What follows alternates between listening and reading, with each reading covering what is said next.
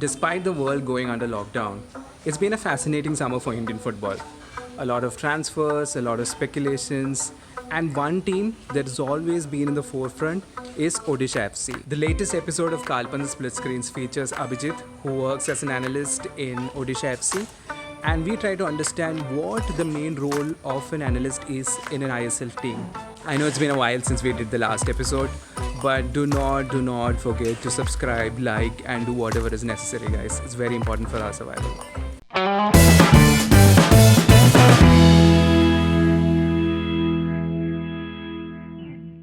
Hi, Abjit.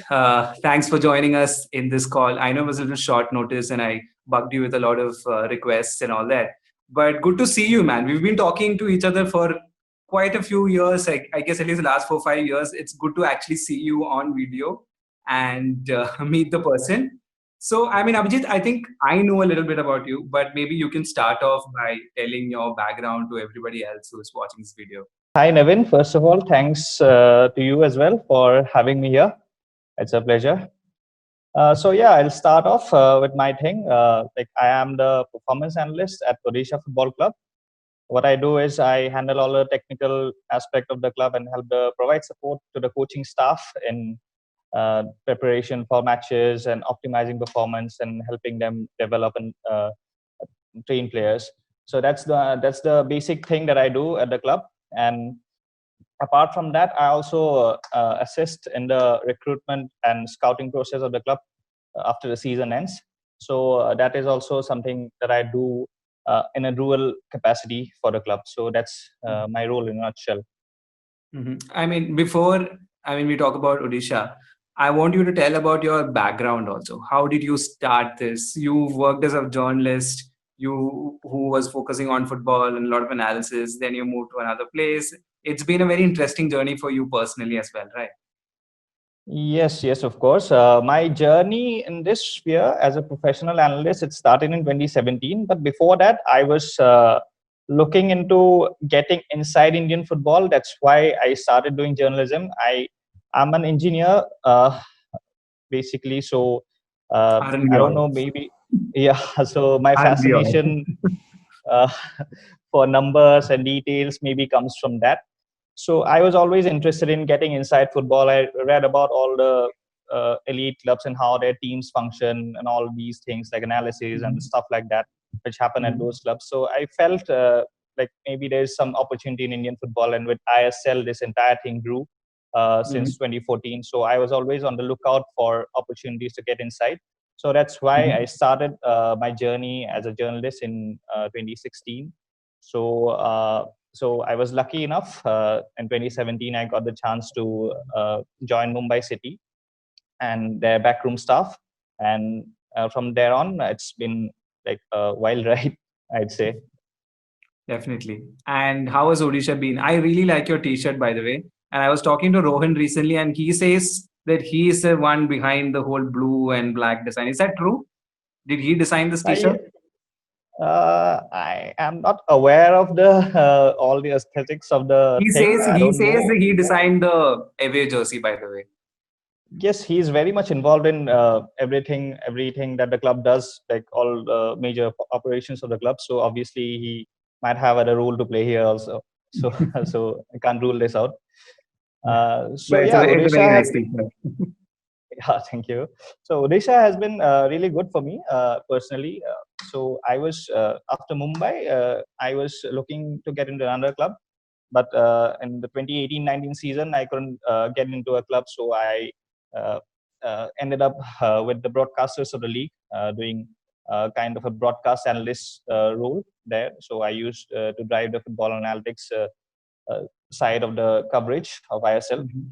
So, but then this thing about getting into the ground and going into much more detail was always there. So I always wanted to get into a club. So then Odisha came up last season. So I ended up joining the club, and it's been quite a good experience In so fact, far. quite a good But season, and that's how I hope probably I want to. to. No, that's probably how I want to start off this discussion as well. You had a very interesting season. In terms of for a long part of that season, we thought Odisha is going to finish in that fourth slot and get it into the playoff. you had a very good streak once you returned to the actual home after playing in Pune for a while. Uh, what about? I mean, how would you sum up your first season there? And it's a club's first season as well. I mean, even though they've existed as a different in a different city, this was the first season for Odisha as well. So, how was the whole experience last year? To sum up, like it didn't go according to plan because we didn't qualify for the playoffs. But like you said, like for a first timer, and playing away from home for almost half the season, uh, it was an okay season for us. We fought till the end, so that was a positive for us. And with all the young players in our team, it was an experience that will really stand them in good stead for the future for next season. And hopefully, we can push on and kick on next season to much better things. Correct. And we So, were a bit lucky at times, and we're unlucky at times as well. So that's part of football. And sometimes you don't get the rub of the green at all times when you need the most. correct. But like one thing that you could have noticed about Odisha is that they really trusted their Indian players. So you had the likes of Jerry, Nanda, Vineet, a lot of these young Indian players, even Arshdeep as a keeper. You even chose to play him for a long while. So was that a preconceived idea that this is how Odisha is going to be? This is the core agenda of the club, or was it something that, oh no, I mean, we've got enough players and we've got enough talent, so we might as well trust them? What was the thought process before the season? Thought process. So our club has some working principles. It's basically, you might know by now that it's heavily dependent on promoting youth and focusing on establishing young players and helping them establish themselves. So that's the main core idea of the team. So that's how you see our team not having too many national team players at this moment, but we believe that next season a lot of our guys can push on to the national team scene, or like uh, be serious contenders to places in the national team. So that's how the entire thing Absolutely. is structured at our club. So that's why you see a lot of young players getting a lot of minutes and then performing well, and that's the launch pad that they really need to push on and kick on. So now, just jumping to your role. Now, probably last season you didn't probably have that much say because you just joined the club. Now you've had the summer. You're sitting down. You are looking at different players that you can bring. Looking at different players in your own team who you think can make the next step. Can you just sum up your role right now? What are you doing? Like, are you looking at transfer? What does that analyst in an ISL team do? For me, there are two roles in two separate periods of the season. Like there are three periods: pre-season, season, and off-season. So during pre-season and season, I am completely involved with the coaching team as a performance and video analyst. And post-season, I am the recruitment analyst and technical scout for the team. So I uh, make all these data-based statistical modeling and databasing and data visualizations and stuff like that to inform decision making and bring about more objectivity to all the decisions that are made in terms of player signing and building the team for the future and long term, short term. So that's the role for me. I just advise, like I'm just like a, I don't know what how to say this. I'm like a like opinion box for the For the recruitment team. management to take a call. So you just Yeah, give yeah, them yeah. the ideas and you back it up with Yes, stats and all that. So how yes, does yes. that Of process course. go about? Like, so say X, Y Z, we don't want to take any names here because it's summer and you don't want to start off any speculation. Say X, Y, Z is a player that you liked. How Yes. did you come to that conclusion that you liked that player? Does a coach come and tell you, hey, I'm looking for a left back? So then you have a criteria or is it completely open for you? You have like, you can choose anybody you want and you just need to prove them with the numbers and stats. No, that's we. I don't have a like that much liberty in this. So I have a list of demands that the team wants, like recruitment team wants. So, Mhm. for example, I need a left back who can do this and this things like building up from the back. He can carry the ball. He can dribble. He has pace, stuff like that. So, and there is some criteria about age and like his experience and stuff like that. So, I get all these things together, and I collate a list of players who satisfy all these things. So there's a filtering process, initial filtering process. And then when I check, like we have in India, in Indian football, we have like 20, 30 left backs and playing in top division, I League and ISL. So out of those 30, we have like, after filtering, we have got like 10 to 12 players in our list. And then we go about looking at their videos and how they play, will they suit our style, how they react to different situations in a match, and stuff like that. So it's kind of, with data, it gives us information about, we filter out the players at first with data, and then we go about looking at their videos, whether they'll suit our style, whether he's more of a hustling style of player, whether he's more comfortable on the ball, on the half turn, stuff like that. So from that list of 12 players, we watch videos of those players, footages, and then we uh, uh, come down to like 4 or 5 key targets, and then the higher ups, they take the next steps Of and course, in try terms to of negotiate. money and everything. Yeah. Yeah. No, but like a very key factor that you said whether the player hustles and all that. And that's very qualitative nature, right?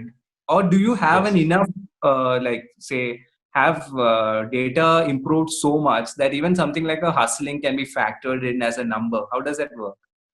Not really. Like that's why video comes in. That video becomes very handy. With data, we can't really quantify all these things, all these soft aspects. Like you see leadership quality in certain players. Young players, you expect them to like just follow instructions from senior players, and older players, you expect them to be leaders on the pitch. So those kind of things are not available in data. You just see them, how they perform, how their attitude in a particular matches, in a particular situation is, how much they know about Indian football, how much they've played in Indian football. So those things, soft factors, we need to watch videos like full matches, how they react to certain situations, how they are playing when they come up against a foreign winger, for example. So all those kind of things, are they calm under pressure? Do they jump into tackles? So all these things are very subjective. But once you have an idea of a player, you can create a profile of that player, and then you can feed it to the people in our team. Absolutely. But like, I might be coming in from a very naive, you know, a film loving perspective, but like, I keep thinking about Moneyball, and I keep going back to that film and how stats played a crucial role in molding a team, and I keep thinking, is that really possible? And I keep wondering, why wouldn't teams try it out? So, like, for example, you are here and you look at data, and it seems like you've always, I mean, the objective of the team is to go for the conventional route of taking a safe bet. But have there been any instances where you saw one particular stat which is really nice, so like the distance covered, for example, or like his conversion ratio, for example, and then went with the gut feeling that, okay, maybe that's the particular stat that we really care about, and hence we should trust this player? Is that a process that Indian football teams, and particularly you work with a few, do they take that risk of building a team purely on stats, or are they more inclined to take the safer option? I don't think there is any team in the world that relies only on stats to identify players, or to uh, have this opinion about players. There is always this thing. Stats gives you a context about what the player can be, looks like, and once you see him in a video, then you have a better idea of the player. So stats gives you just one layer of information. That's not complete, of course. So you can't really do everything, because you don't have stats for off the ball actions. That is still not available, and particularly in Indian football. So all these things are there. So that's why there's always this combination of data and video, which is very much important in our field. So that we can make much more informed decisions, and not only we use data, we use video as well as data together, and that gives us a complete rounded picture of the player. Absolutely. So I was just curious. I was talking to the FC Goa team as well, and they were telling that they had their own definite steps of doing this, and they were developing their own scale, rather than say look at, say, an instat number and come to a conclusion that the player is. Odisha also going that route of you guys coming up with your own scale, your own way of judging a player, or is it purely on a case to case basis? Yes, we have. I have a few models that I've built in this postseason. This is my first postseason with the club, so I've been working with all the data modeling side of things. So I've built a few things to assess and analyze players, potential targets.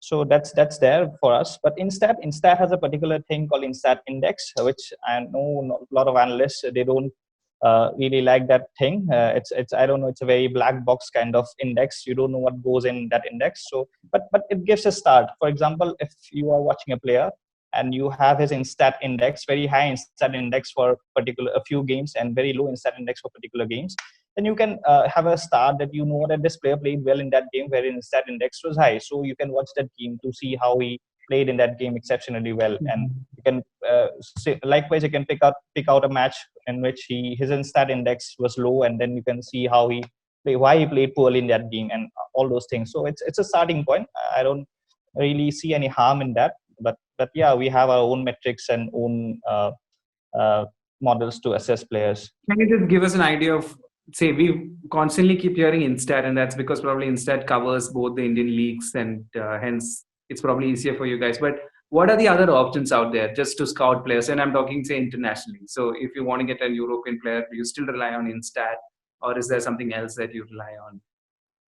Yes, Instat provides us videos from all over the world, so we can watch videos, Instat videos of those players, and full match videos of those players. And there are other platforms as well, competitors of Instat like Y Scout and stuff like Scout 7, and all these things are there available. So it's a very broad market. But the problem with Indian football is that we are not a very evolved footballing country. We can't really go out there and buy any player that we like, because the salary limitations and stuff like that are there in Indian football. So I don't know. I have not really been involved in the signing side of things, but what I feel is that mostly it's agent driven at the moment, because the ecosystem is not that evolved. And slowly, when we have a particular uh, set of leagues from which we can buy and sell players, so then the whole thing grows, and this entire thing gets more refined, and it will take a few years for that to happen, I feel. You were saying that your role is divided into three particular, portions. It's the preseason, the season, and the off season. And we talked about off season and what you're doing. I want to know what happens during the season. So, what is Abhijit's role? Wherein, like, do you prepare for matches? How do you prepare? Then, how do you approach the coaches? How do you approach the players? What is the process like? Just a brief idea of how it happens. Yeah, the process, I'd say, is first we record all the training sessions and matches that we play right from preseason, and then I analyze the matches, code the matches. There's a software called Sports Code in which I code the matches using certain pre-identified KPIs for our own team as well as for our opposition team. And then I use some statistical inputs and combine those inputs with video to create a report kind of thing, which I run it by our coaches, and then the coaches they give me a feedback and what to add, what not to add, and all those things, and then I prepare a detailed presentation to show to the players. So that's the entire structure of what I would say a training week leading to a match. I'll give you a short walkthrough of my workflow process at the club. It's not in great detail for obvious reasons, but here we go.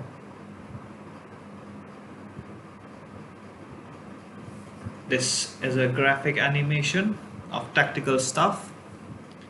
This is what we use mostly for our presentations. This is an example of pressing.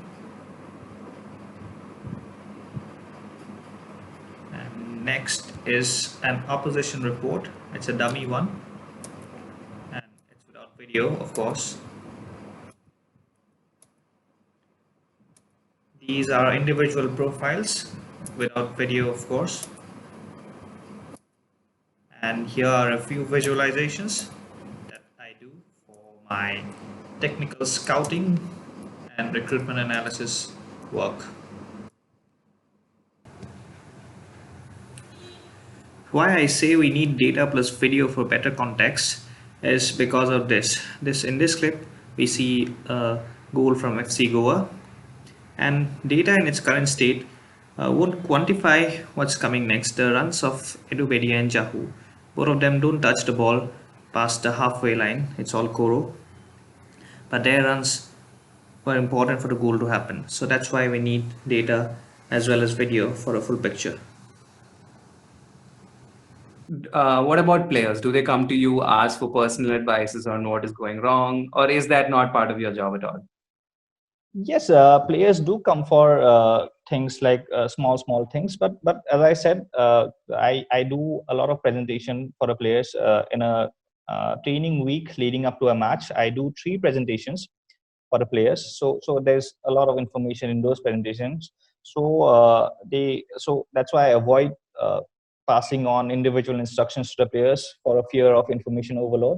And I always believe that coaches are better suited for that kind of role. They can make them learn better, understand the concepts to the player, make the players understand concepts better than me. So I believe that's I keep it to the coaches. I pass the information to the coaches, whatever I feel needs to be passed on.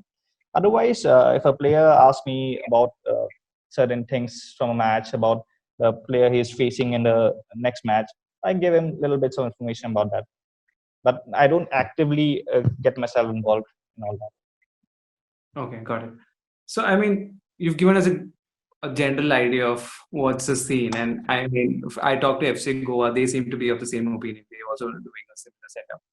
It seems there is a general interest. You've also been part of the whole process where we are suddenly talking about analytics and we have more number crunching happening in Indian football. But you also admit that this is a slow process and this is a part of the evolution.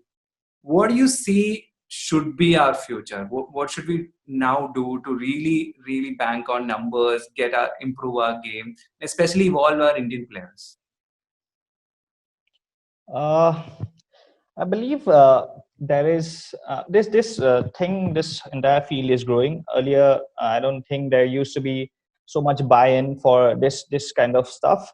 Now players also understand the value of this analysis, and they also are very keen on these things. So I've seen certain players who are very much interested in all these things. They love to learn about new things. They love to once I remember once in Mumbai, I used to sit with Balwant Singh, the Indian striker, and I was explaining to him. I was having a XG test with him, and he was like very interested in all those things. So such kind of things will grow with time, and once players understand the importance of such things, it becomes easier, and the entire process gets fast tracked in that way. So yeah, that's And what do I you feel. involve yourselves with the smaller teams as well, the junior teams, and maybe do you think that's where you can probably have a bigger impact in terms of telling them how analytics works, how numbers works, and how you can, as a player, you can look at numbers and really improve yourself? Yes, of course, of course. With junior teams, they have this ability to absorb things better than the senior players. But of course, that depends on how well I communicate the things to the coaches, who are the actual teachers of the players. So if I tell the coaches that this is the area where you can create most danger from, then they can design training sessions and tactics to exploit those areas. So that's how the entire system should be, actually, instead of me just going there and just stating something to a player who I don't know if he understands or not. So that is the process that I believe in. Like, I can explain the coaches, and if I can make them understand in an easy manner, then it becomes much more easier. They can implement those things in their game model and game plan, and structure the training sessions that way, and that helps the players in turn. And I have to ask you this because you come from a journalism background as well. Do you see just generally the conversations from our side of things also improving? Because now there is a consolidated effort from our side also to bring in numbers, try to get a heat map, try to look at where players receive the ball, things that weren't really talked about in a match report, say even 3 years, 4 years ago. Do you see a shift, or am I just reading Yes, the wrong of course, stuff? definitely. There has been a shift, definitely. So I'm seeing a lot of articles where there are numbers involved. People try to explain the entire match through numbers and statistics, and that's very interesting. Like it gives an interesting perspective of a of a match instead of just the normal match report like in the old days. So definitely it's growing, and this is a a sign that the ecosystem is growing as a whole. Like you see before ISL, you didn't probably hear about all these analysis departments at clubs. Now with ISL, 6 years of ISL, you see everywhere there is an analysis department, and there are multi people analysis departments at clubs, and then you see journalists coming up with stories based on numbers and stuff like that. So it's a combined effort of everyone involved. So that's something that helps the entire thing grow. And this is the last question, and this is something a lot of people have asked me, and I didn't know the answers to because I've never worked in your domain, right? So a lot of people have asked me this though. If I want to be an analyst, where do I start? That's a question a lot of people ask. You've yourself struggled your way through. You didn't have a clear path to reach a football club. Yeah. So, but like now, if somebody else wants to start off as an analyst, what should he or she start first? The problem still exists at the moment because we don't have a clear pathway. This is kind of a black box in Indian football. You don't know what's happening inside such departments. You don't know how people get in, and there is no course. There is no certification.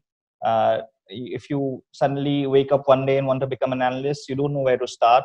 That's the thing. But one thing I'd say is you can start doing courses from foreign universities, and there are lots of online resources you can study and make yourself useful. And then you can show off your work in the public domain like Twitter, or create your own website and start publishing and doing stuff. Of course, it's a struggle to get hold of data from Indian leagues, but of course, if you want to catch the eye of someone working in Indian football, then data of Indian leagues is very important. And I don't know if you collect them manually or you can maybe get it sourced from someone who is working inside a club. So that is very important. Like your own proactiveness towards doing something is very important, and just waiting there and waiting for an opportunity. It's like for me personally, I learned on a job a lot. It's not that all these softwares like Sports Code and Keynote that I use right now, they are not softwares that I learned somewhere else in college or somewhere. So those are things that I learned here. So these things you won't be able to learn anywhere outside a football club. But the pathway to get in is something that you have to show that what you can do differently, what you can do differently to help a team. So those kind of ideas can definitely help someone get into this field, and it's growing. So it's very important that someone can get their hands dirty at this moment, and they'll have a very good opportunity in the future. Thanks a lot, Abhijit. I just realized we've been talking for more than 30 minutes. It's just went like that. It's been a very honest and fruitful conversation. And I wish you the very best of luck for Odisha FC. Personally, I like the team because it trusts a lot of Indian players, and really hope that this could be the future for a lot of young Indian players. And really happy that the team is up and doing its business really well. So thank you so much, and hopefully we'll be in touch throughout the next season as well. Yeah, sure. Thank you so much, Nevin, and it's been a pleasure. And stay safe.